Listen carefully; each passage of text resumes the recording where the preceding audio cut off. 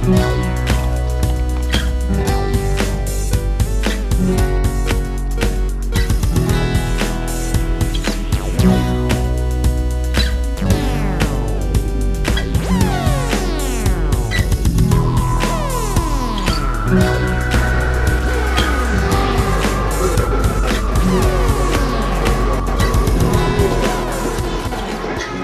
believe the haggis is a small creature with shorter legs on one side of its body, so that it can run around the hills more easily. To most people, haggis is a delicious Scottish food, best served with neeps and tatties, turnips and potatoes. Haggis Scoticus.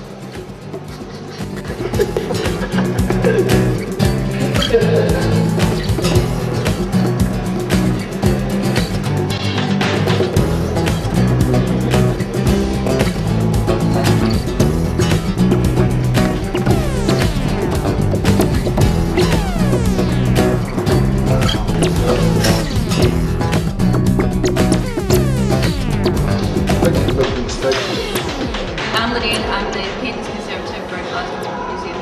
I'm Holly Smith, Senior Conservator in the Art Room, and my specialism is also paintings. I think the lighting was really bad.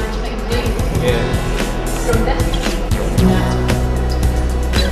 Somewhere called Shawfield Mansion, which was originally on Glasgow Street. I mean, it's really easy to arrive at how you treat this picture. You can see it's covered in all these white patches.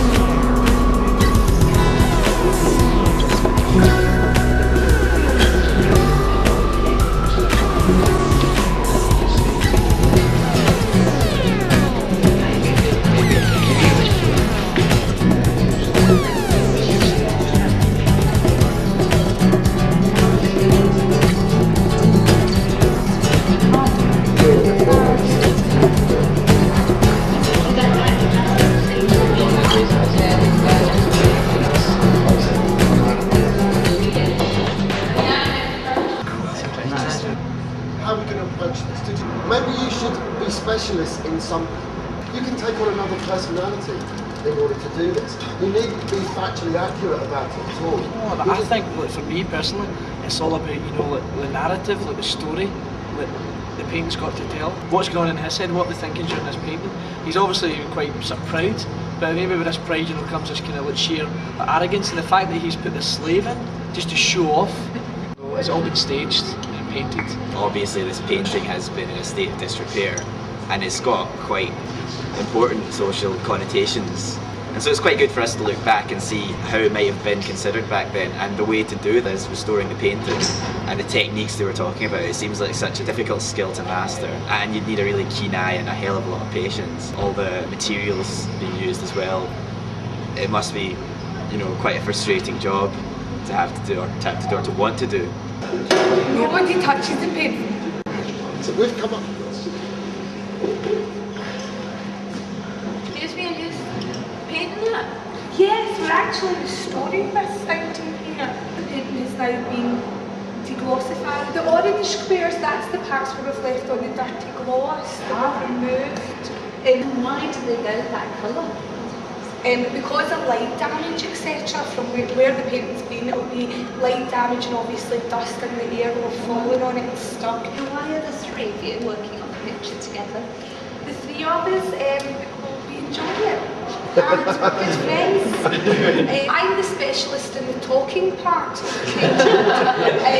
Amanda's the specialist in the seeing part. And Gemma here is the specialist in the connection part.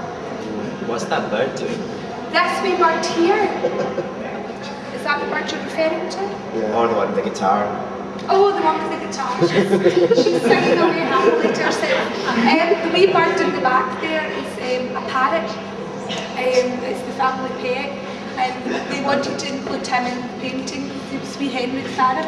Wee Henry, is that his name? That's his name. But obviously, as I said, the specialists are going to come in later. And has he got any descendants left in Glasgow? I think his big brother Billy still flies about over Glasgow Green. Why is that child wearing that funny dress? Because her parents couldn't afford to clothe her properly. Sounds great. That's fascinating. Very good, well done. Should we move on to our next specialist? Remember this could be. My name's Martin and I specialise in the psychology of this very painting. I do also. My name is Stephen McLeish. And we are psychology students at the University of Glasgow.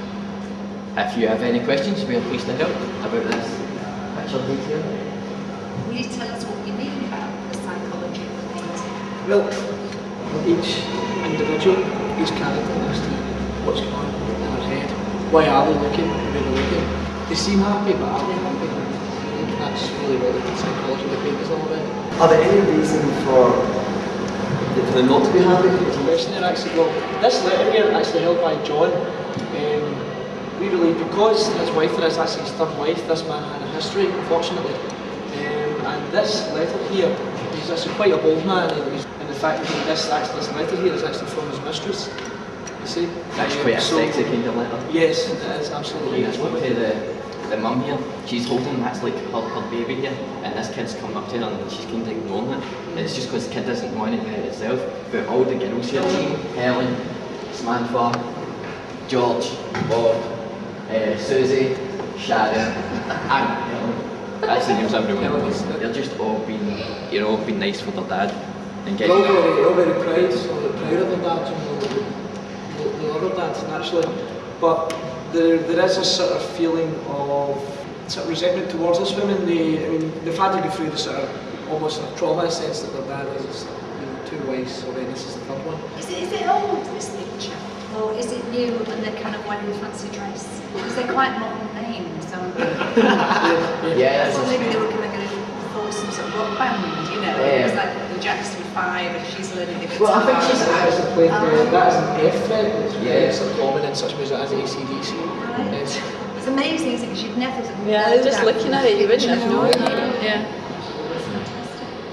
I think you'll really appreciate your knowledge, and I certainly will go away from this with a greater appreciation of the story behind this painting. And, I think I'll look at every painting differently. Plan do you see for the sort of white sort of cracks here and such things? Do you plan to leave it to give the paint a sort of real character? Or Of course not, no. Well, it involves lasers and you wouldn't really understand, but do you want me to go into detail? Absolutely. Right, well, pay close attention here, because this is actually very scientific. Push, that's how it works. Basically, you had the paints here so they don't look good. Yes. Yes. How much would this should be valued at? On the current market? Yeah. Well, actually, I work part-time for Sotheby's, and I'd probably range it somewhere in the £500,000 bracket. I'd give you £20. I'm intrigued by the figure in the figure in the corner. Well, that's actually very interesting, because this guy is a guy they met in the Costa del Sol, because they're in a package holiday. Is that not a mandolin? What? Is it not a mandolin? No, it's a lute. Right, I know these things. Okay. I'm the expert. You're I thought because you It's missed a the lute. head, I thought after like the last. A lute doesn't have a head.